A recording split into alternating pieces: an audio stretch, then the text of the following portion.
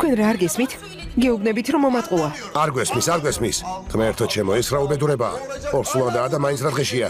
გეგონა გათხოვდებოდა და დაჭკვიანდებოდა. უარესი გახდა. კარი გააღე მეთქი. კარი გააღე. ილიასია. მოვიდა შენი ქმარი, მოვიდა. კარი გააღე. ისევ ოთახში ჩაიკეტა. გაფრთხილებ არ გააღებს. ბევრჯერ გვინახავს. თუ გინდათ, კარს გავტეხავ.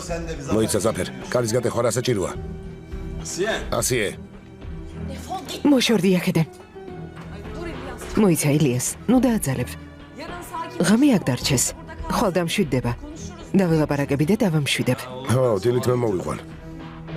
ამ სახლში რატომ უნდა დარჩეს? აქ არ დარჩები გესმის არ? ღმერთო ჩემო, ამას უყურეთ. ბიჭმა საქმე წამოიწყო. მას კი არ უთხრეს. დაუმალეს. თურმე ყველაფერი უნდა იცოდეს, ღმერთო ჩემო. სახლში იჯექი და ბავშვისთვის რა მემოქსოვე. გასაგებია შენთვის. თითქოს მსიამოვნებს ეს საქმე რომ წამოვიწყე. ხედავ? ამას ოჯახის გამო ვაკეთებ, ჩემი ბრალია? გააგრძელე ჩემი ცხოვრების დანგრევა, კარგი? აუტანელი გახადე, მიდი, გააგრძელე. ილიას, გეყოფ ამდენი ტყუილი. კარი გააღე ასიე. არ გავაღებ. ხო და მანდი ჯეკი. ღმერთო ჩემო, რაც გინდა ის გააკეთე.